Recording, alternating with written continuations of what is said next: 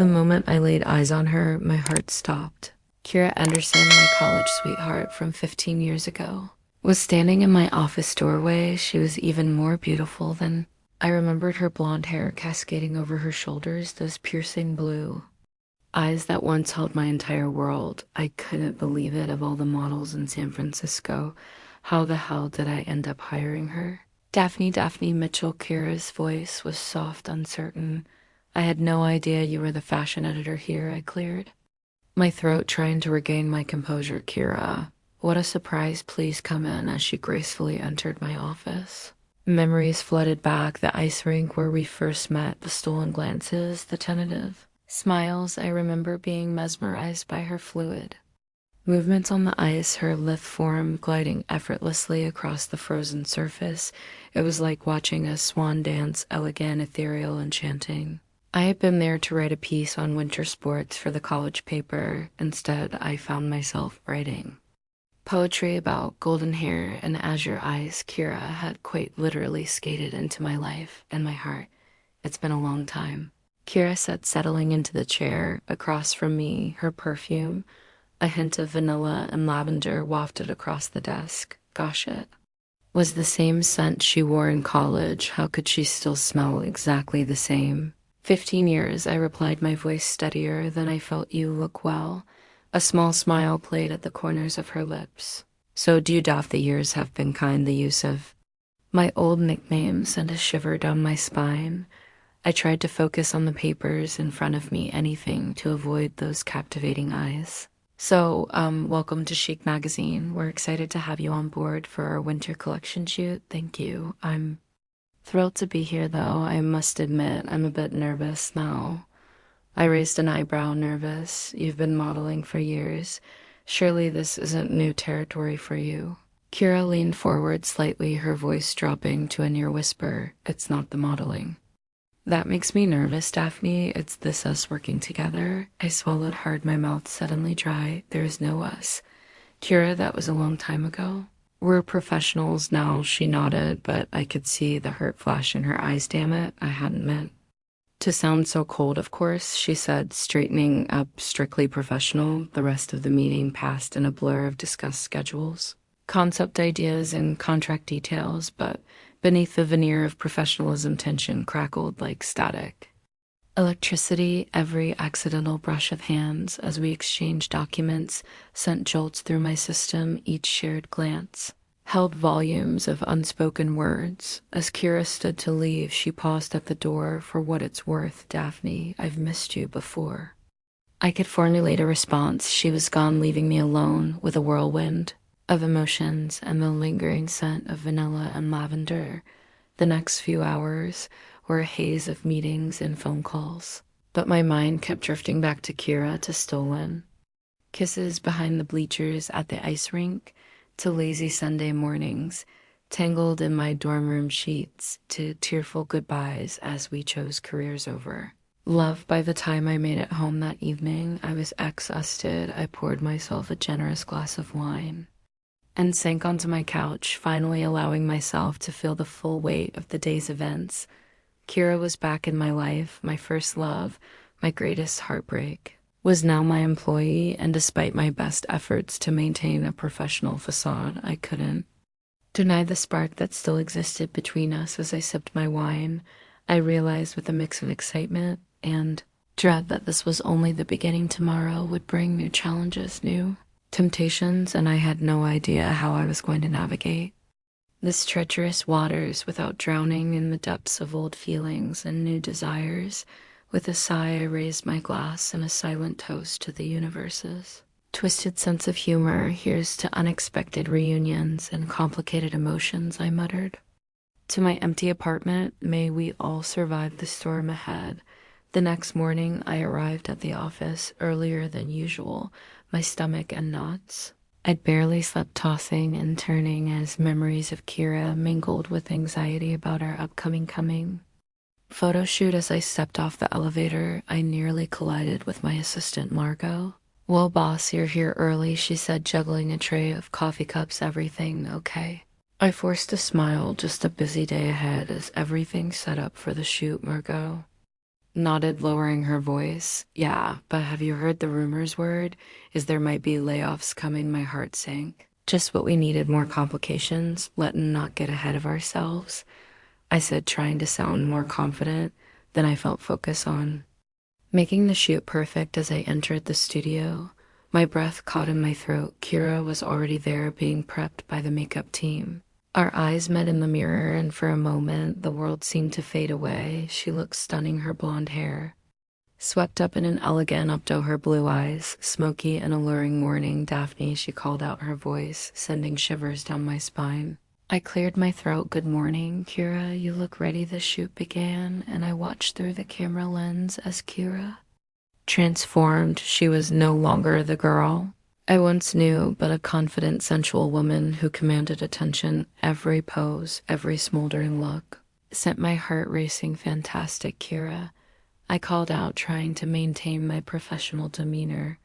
Now let's try something a bit more vulnerable as she shifted her pose. Her dress slipped slightly, revealing a tantalizing glimpse of shoulder. Our eyes met again, and I could have sworn I saw a flicker of desire in her gaze. I quickly looked away, my cheeks burning. The rest of the morning passed in a blur of costume changes and camera flashes. By lunchtime, I was a bundle of nerves, torn between my attraction to Kira and my need to keep things professional. As the team broke for lunch, Margot approached me again. Her expression worried. Daphne, I hate to add to your stress, but the budget meeting's been moved up. They want to see you this afternoon. I groaned inwardly. Thanks, Margot. I'll be ready. The budget meeting was as grim as I'd feared. Words like downsizing and restructuring were thrown around, each one feeling like a punch to the gut. As I left the conference room, my mind was racing. How many people would we lose? Would Kira's contract be at risk? Lost in thought, I didn't notice Kira until we were face to face in the empty hallway. Daphne, are you okay? You look pale, she said, concern etching her beautiful features. Before I could stop myself, I reached out and touched her arm. It's nothing, just work stuff. Kira stepped closer, her perfume enveloping me. You know, you can talk to me, right? Even if we're just colleagues now. The word colleagues stung more than it should have. I pulled back, straightening my jacket. Thanks, but I'm fine. We should get back to work. The afternoon dragged on, the weight of potential layoffs hanging over everything. As the sun began to set, I found myself alone and in my office, poring over budgets and contracts, desperately seeking a solution. A soft knock at the door startled me. Kira stood there, 2 cups of coffee in hand. Thought you might need this, she said, setting one on my desk. Thanks, I murmured, too exhausted to maintain my usual walls. Kira perched on the edge of my desk, her presence both comforting and unsettling. Want to talk about it? I sighed, running a hand through my hair. The magazine's in trouble. Budget cuts, possible layoffs. I'm trying to figure out how to save as many jobs as I can, including mine. Kira asked softly. Our eyes met, and suddenly the air felt charged with unspoken emotions. Especially yours, I whispered before I could stop myself. Kira leaned in her hand, brushing mine. Daphne, the shrill ring of my phone shattered the moment I jerked back, grabbing the receiver. Daphne Mitchell speaking. As I listened to the voice on the other end, I watched Kira's face fall. She stood up, mouthing, I'll go, and slipped out of my office. I wanted to call her back to finish whatever was about to happen, but as I hung up the phone, reality came crashing back. I was her boss. The magazine was in crisis, and her past, well, it was just not past yet. As I gathered my things to head home, I couldn't shake the feeling that something had shifted. The careful boundaries I'd built were crumbling, and I wasn't sure if I had the strength or even the desire to rebuild them. As I stepped into the cool San Francisco night, I realized that tomorrow would bring not just a new day, but a new chapter in my complicated history with Kira Anderson. And despite my best efforts to remain professional, I was both terrified and exhilarated by what might unfold. The next morning, I stumbled into the office, blurry-eyed and caffeine-deprived. I'd spent most of the night tossing and turning, replaying that moment with Kira in my office over and over. As I approached the break room, I heard her laugh, that same Melodious sound that used to make my heart skip a beat in college, it still did. I rounded the corner, and there she was chatting animatedly with a group of interns. Our eyes met, and for a moment, the world seemed to slow down then, as if on cue. My foot caught on the edge of the carpet. I stumbled, my coffee cup flying from my hand.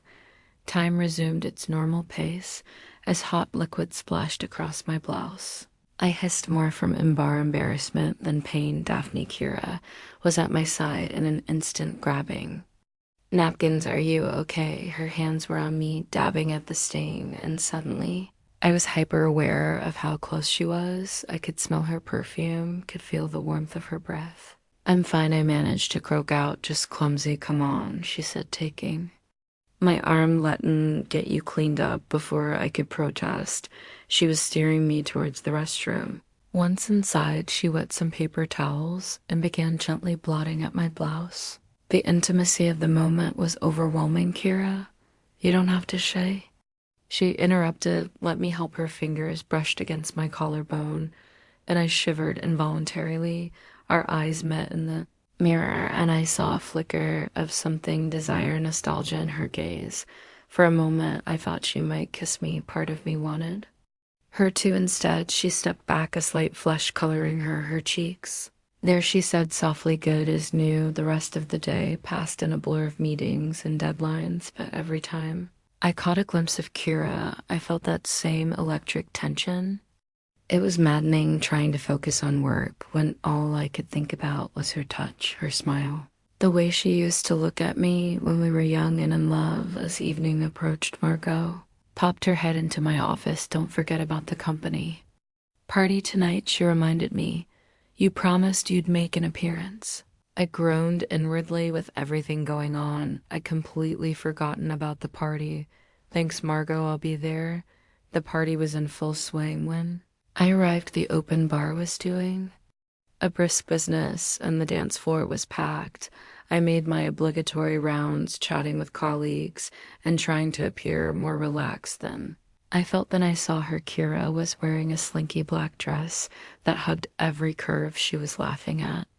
Something someone had said, her head thrown back, exposing the elegant line of her throat.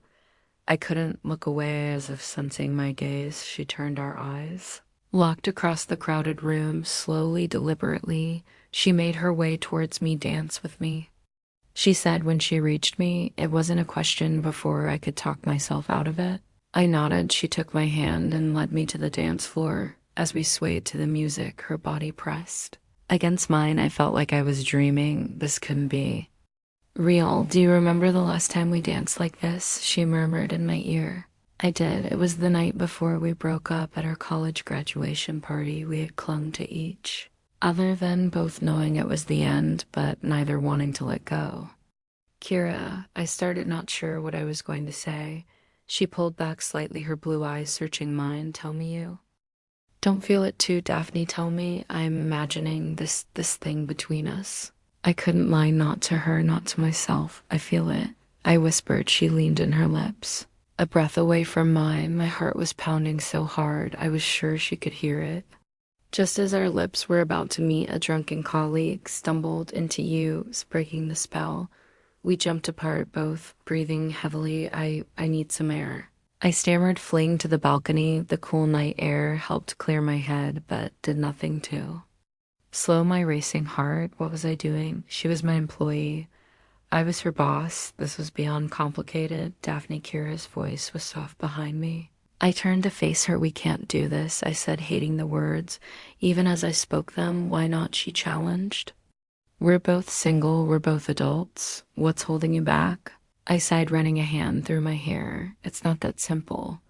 There's the magazine to think about, our careers. Is that really it? She pressed. Or are you just scared? Her words hit home. I was scared, terrified actually, of getting hurt again, of ruining what we had, of taking a chance and having it all fall apart, maybe. I admitted, aren't you? She stepped closer, her hand coming up to cut my cheek. Of course I am, but some things are worth being scared for. We stood there on the precipice of something huge, neither of us quite ready to take the leap. Finally, Kira dropped her hand. Think about it, Daphne, She said softly, "We have a second chance here. Don't throw it away because you're afraid." With that, she turned and walked back into the party, leaving me alone with my thoughts and the twinkling lights of San Francisco spread out before me as I watched her go.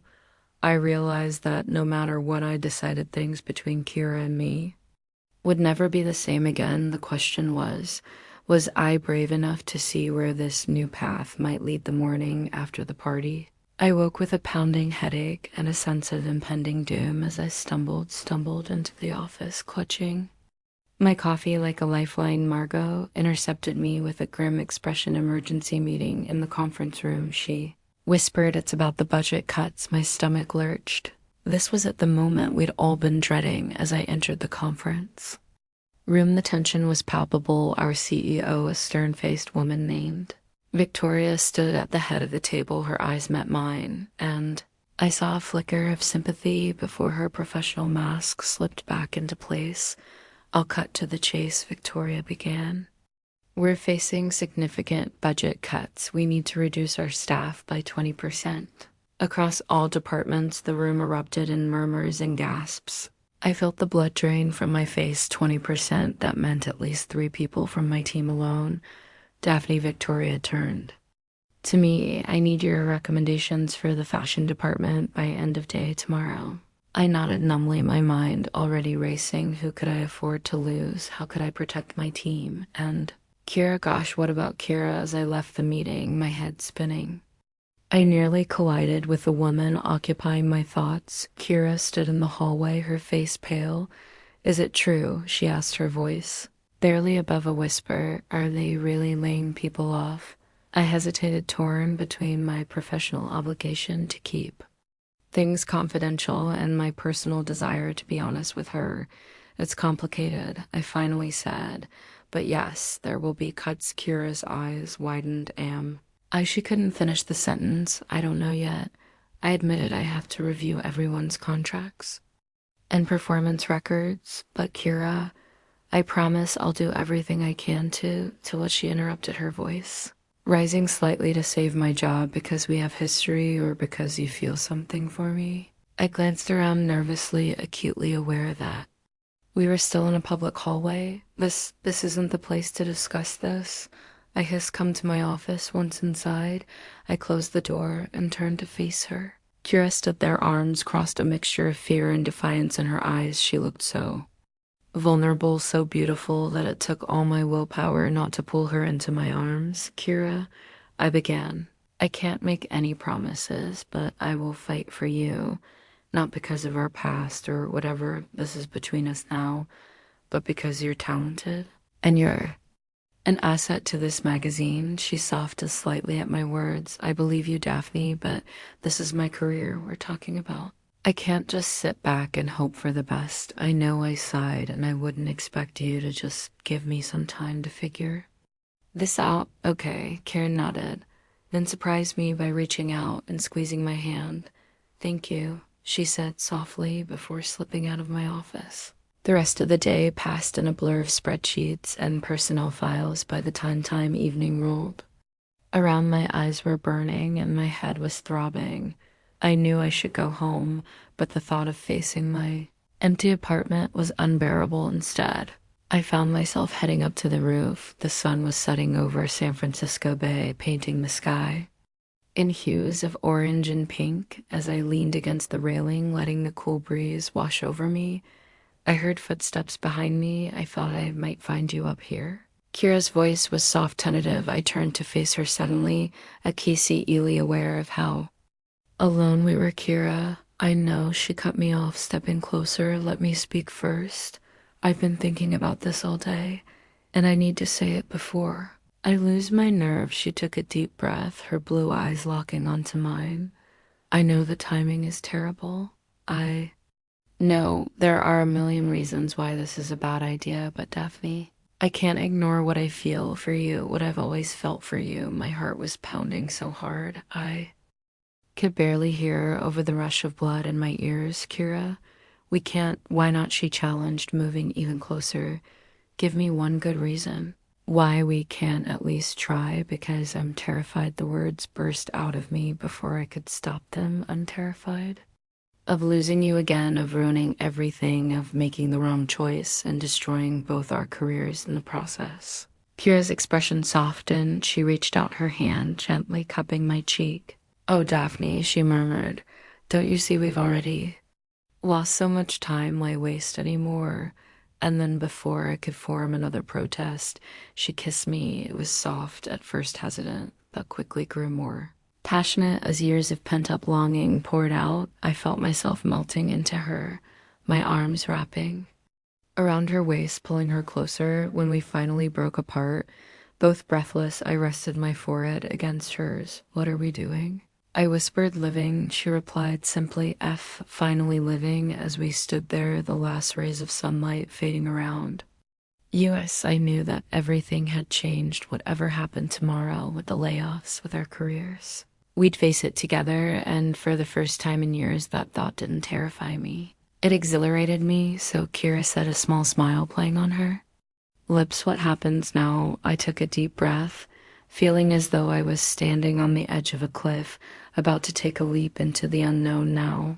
I said, "We figure it out together." As I leaned in to kiss her again, I silently thanked whatever twist of fate had brought Kira back into my life. The road ahead would be challenging, full of obstacles and difficult decisions, but with her by my side, I felt ready to face anything. The next morning, I woke to the sound of rain pattering against my bedroom window. For a moment, I lay there disoriented before the events of the previous night came rushing back. Kira, the kiss, the promise of a new beginning.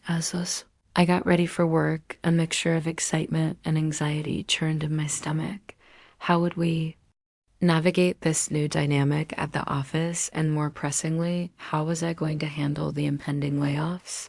I arrived at the office earlier than usual, determined to get a head start on the impossible task before me. As I pored over personnel files and budget reports, my door creaked open. I looked up to see Kira standing there, 2 cups of coffee in hand. Thought, "You could use this," she said softly, setting 1 cup on my desk. Our fingers brushed as I reached for the coffee, sending a jolt of electricity through me. "Thanks," I murmured, acutely aware of how close she was.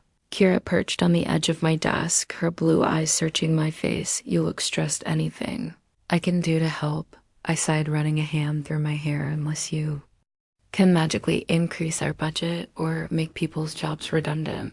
"I'm afraid not." She reached out her hand, covering mine. "I'm here for you, Daphne, whatever you need." The tenderness in her voice nearly undid me. I wanted nothing more than to lose myself in her embrace, to forget about the difficult decisions looming ahead, but I couldn't not hear. "Not now, Kira," I said, gently pulling my hand away. "We need to be careful, at least until I figure out how to handle this situation with the layoffs." A flicker of hurt crossed her face, but she nodded. "I understand. Just don't shut me out, okay?"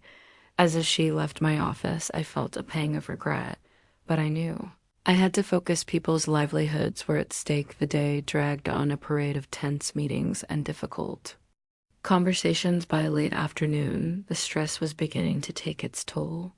I decided to take a walk to clear my head. As I stepped out of the building, the rain had turned into a light drizzle. I turned up my collar and set off down the street, lost in thought. So lost, in fact, that I didn't notice the taxi pulling up to the curb until I heard a familiar "Your voice." "Daphne, wait up." I turned to see Kira leaning out of the cab window, waving at me. "Where are you off to?" she called. "Nowhere in particular," I admitted, "just needed some air." She smiled, that radiant smile that never failed to make my heart skip a beat. "Hop in. I'll give you a lift back to the office." Against my better judgment, I climbed into the cab. As we pulled away from the curb, the rain started to pick up again, drumming against the roof of the car. We sat in silence for a moment, the tension between us palpable. Then, as if moved by some unseen force, we both turned to each other at the same time. "Kira." Daphne, listen." We laughed. "The awkwardness broke in you first," I said. Kira took a deep breath. "I know things are complicated right now, but I want you to know that I'm all in whatever happens with work with us." I'm here, her words washed over me like a warm wave breaking down. The walls I'd been trying so hard to maintain before I could second guess myself. I leaned in and kissed her. It was different from our kiss on the rooftop. That had been tentative, exploratory. This was passionate.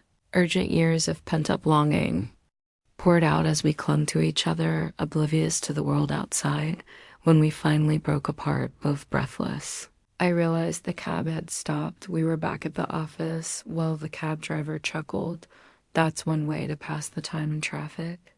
Mortified, I fumbled for my wallet, but Kira beat me to it, handing the driver a generous tip for the show, she said, with a wink as we stepped out into the rain. I felt lighter than I had in days. Kira reached for my hand, and this time I didn't pull away, so she said, a mischievous glint in her eye. Your place or mine after work reality came crashing back. Kira, we can't, not yet. There's still so much to figure out with work. And she silenced me with a quick kiss. I know, I'm just teasing. Well, mostly teasing. We stood there for a moment, rain soaking through our clothes. Neither of us wanted to break the spell finally. Kira squeezed my hand. Come on, boss lady, let's go save some jobs. As we walked back into the office, hand in hand, I felt a surge of determination. I didn't know how, but I was going to find a way to make this work, all of it, the magazine, the budget cuts, and most importantly, my relationship with Kira. But our moment of bliss was short-lived as soon as we stepped off the elevator. Margot rushed up to us, her face pale. Daphne, thank goodness you're back. There's been a development. My stomach dropped. What kind of development? Margot glanced nervously at Kira before continuing. Someone filed an anonymous complaint with HR about you two. I felt the blood drain from my face. This was exactly what I'd been afraid of as I looked at Kira.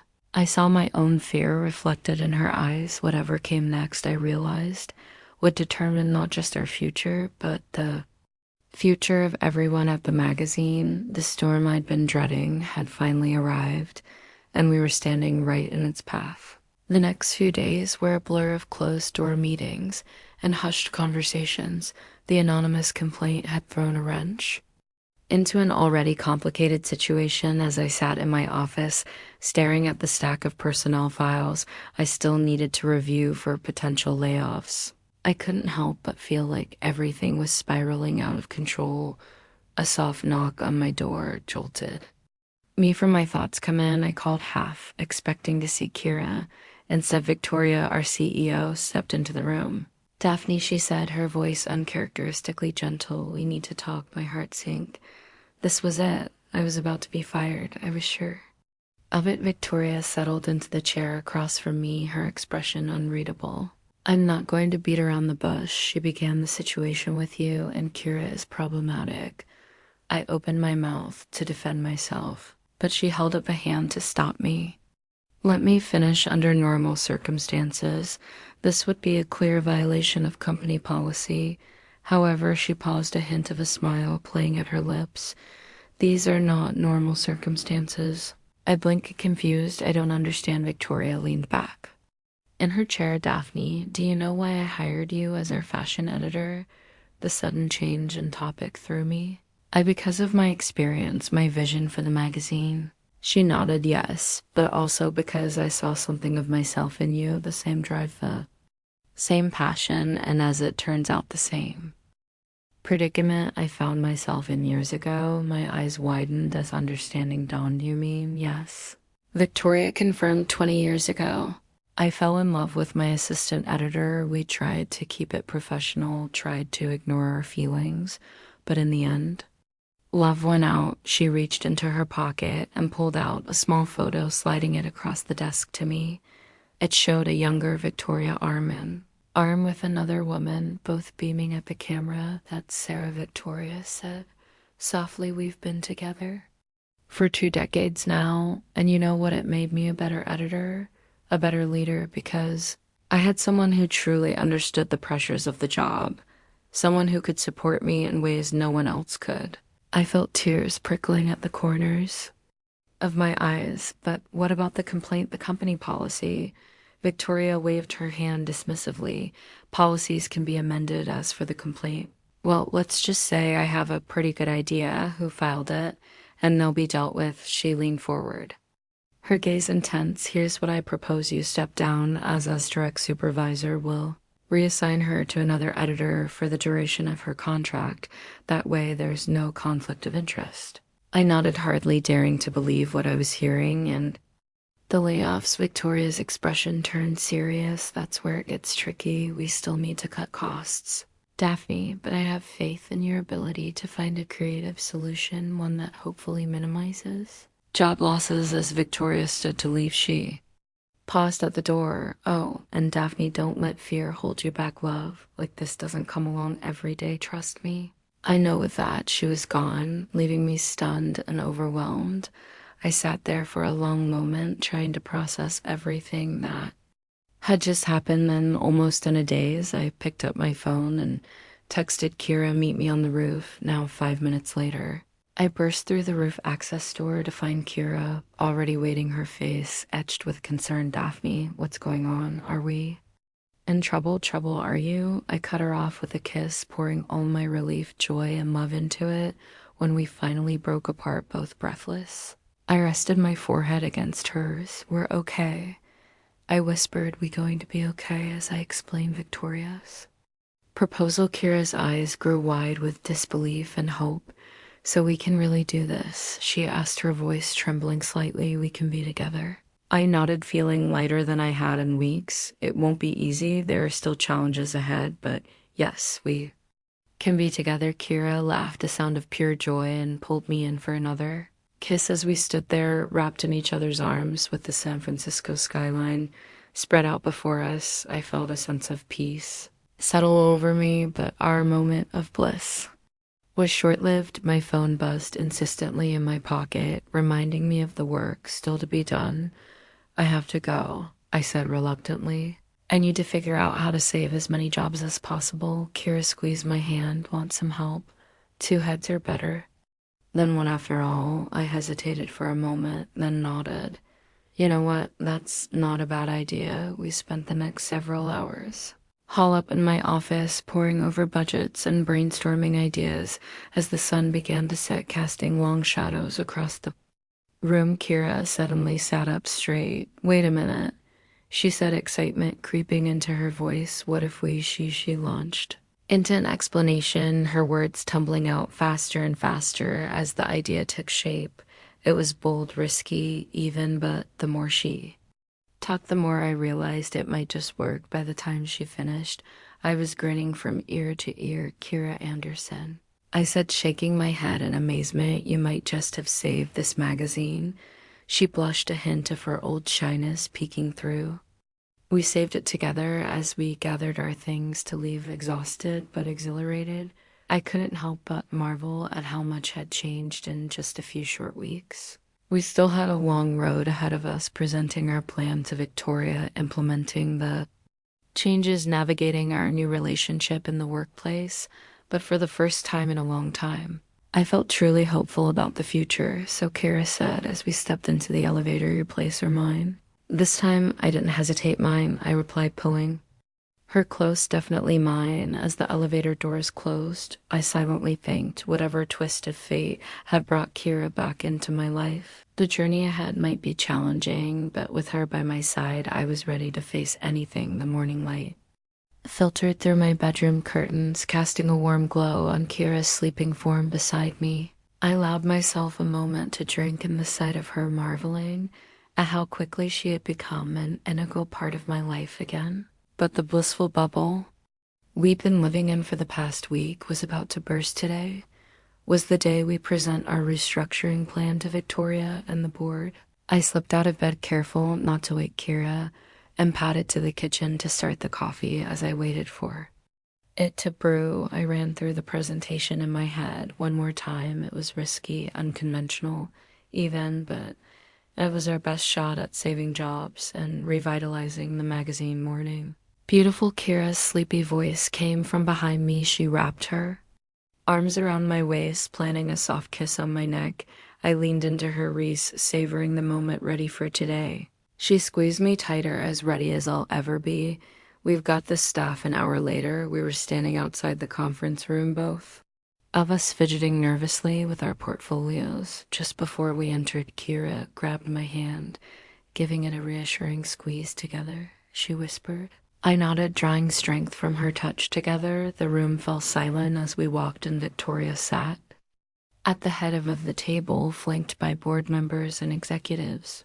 I took a deep breath and launched into our presentation. Ladies and gentlemen, we're here today to propose a bold new direction for Chic magazine. I began, my voice steadier than I felt. Our plan not only addresses the budget constraints we're facing, but also positions us for future growth in an ever-changing media landscape. As I outlined our proposal, a hybrid print, digital model, strategic partnerships with up-and-coming designers, and a restructuring that would minimize layoffs, I could see the skepticism on some faces slowly giving way to interest. Kira jumped in seamlessly, her passion evident as she detailed how we could leverage social media and influencer partnerships to reach a younger demographic without alienating our core readership. By embracing these changes, she concluded, we're not just saving Chic magazine, we're revolutionizing it. As we finished, the room fell silent. I held my breath, searching Victoria's face for any hint of her thoughts. After what felt like an eternity, she spoke. It's ambitious, she said slowly, risky even, but a smile spread across her face. I love it. Well done, both of you. The relief that washed over me was almost dizzying. As the board members began to discuss implementation details, I caught Kira's eye across the table. The pride and love I saw there made my heart swell. The next few hours passed in a whirlwind of meetings and phone calls. By late afternoon, word had spread throughout the office about the new direction we were taking. The mood was a mix of excitement and apprehension, but overall people seemed relieved that wholesale layoffs had been avoided. As I stood in front of the assembled staff, Kira by my side, I felt a surge of pride. Change can be scary, I told them, but it can also be invigorating. We have a chance to create something truly special here, and I need every one of you to make it happen. The applause that followed was tentative at first, that quickly grew more enthusiastic as people began to disperse, chattering excitedly about the new plans. Margot approached us, so she said, a knowing smirk on her face. I guess congratulations are in order for the plane, of course, and other things. I felt a blush creeping up my neck. Margot, as she held up a hand, cutting me off, save it, boss. I'm happy for you, both of you. Just maybe ease up on the googly eyes during meetings.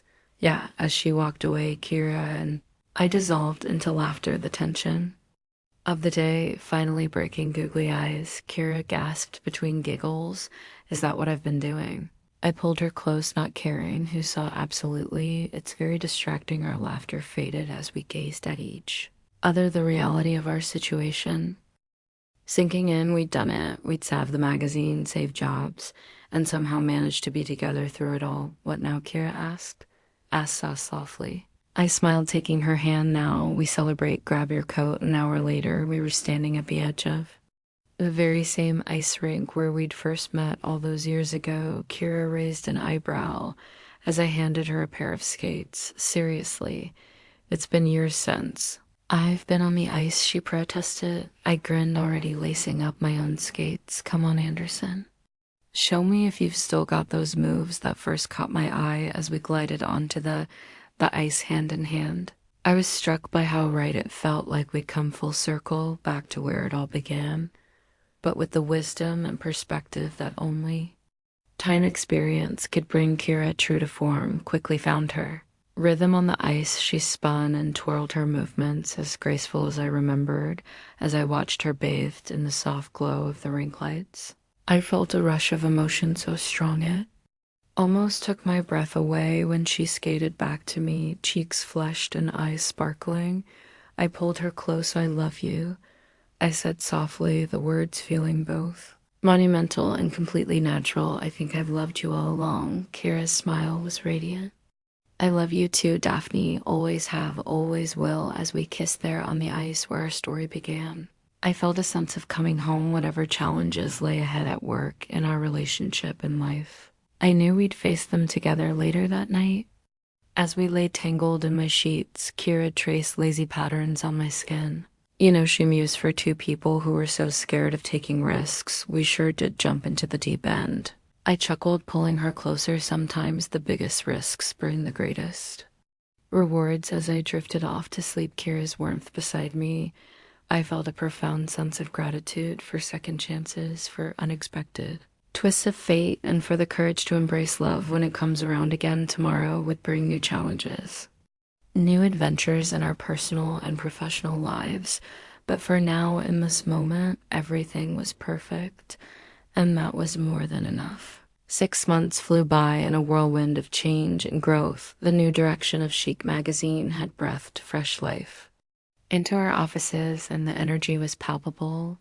As I walked through the bustling newsroom, I couldn't help but smile at the transformation screens displayed real-time social media engagement stats, alongside traditional layout boards, a perfect blend of old and new. Kira had become the face of our digital revolution, her natural charisma translating beautifully to video content and live streams. She just wrapped up a meeting with our latest celebrity cover star when she caught my eye across the room. Even after all these months, my heart still skipped a beat when she smiled at me. "How'd it go?"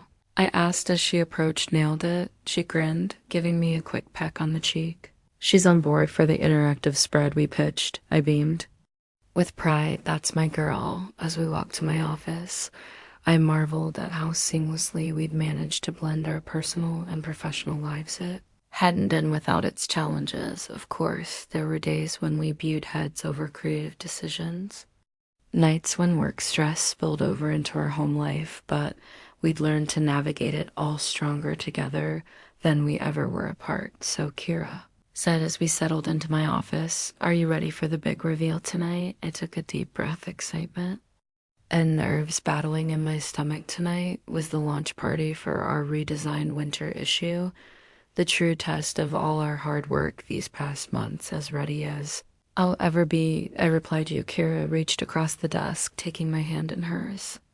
"With you by my side, I'm ready for anything." Hours later, we stood side by side at the entrance of the venue, greeting guests as they arrived. The space had been transformed into a winter wonderland, complete with artificial snow and twinkling lights. It was magical, but nothing compared to the woman standing next to me. Kira was stunning in a sleek silver gown that caught the light with every movement. I couldn't help but remember that first editorial meeting, how I tried so hard to maintain a professional distance. Now I couldn't imagine my life without her. As the party was in full swing, Victoria took the stage to make the official announcement. "Ladies and gentlemen," her voice rang out, silencing the crowd, "I'm thrilled to present the new face of Chic magazine." The covers were unveiled to gasps and applause. Our bold new design was a hit, blending classic elegance with modern edge. As Victoria continued her speech praising the team's hard work and innovative spirit, I felt Kira's hand slip into mine. "We did it," she whispered, her eyes shining with unshed tears. I squeezed her hand, my own emotions threatening to overflow. "We did." Later, as the party wound down, Kira and I snuck away to a quiet corner. The San Francisco skyline twinkled beyond the floor-to-ceiling windows, a perfect backdrop to our moment of triumph. "You know," Kira mused, wrapping her arms around my waist, "a year ago, I never would have imagined us here like this." I leaned into her embrace, savoring the warmth of her body against mine. "Funny how life works out, isn't it?" She hummed in agreement, then pulled back slightly, a mischievous glint in her eye. "Speaking of life working out, I have a surprise for you." Before I could question her, Kira was down on one knee, pulling a small velvet box from a hidden pocket in her gown. My breath caught in my throat as she opened it, revealing a stunning diamond ring. "Daphne Mitchell," she began, her voice steady despite the tears in her eyes, "you've been my first love, my second chance, and my forever. Will you marry me for a moment?" I was speechless, overwhelmed by the rush of emotions, then laughing through my own tears. I pulled her to her feet. "Yes," I breathed 1,000 times, "yes," as we kissed, sealing our promise to each other. I felt as though my heart might burst with happiness. The room erupted in cheers and Applause. Apparently, our little corner wasn't as private as we thought. Victoria was the first to reach us, enveloping us both in a warm hug. About damn time, she chuckled. Congratulations, you two.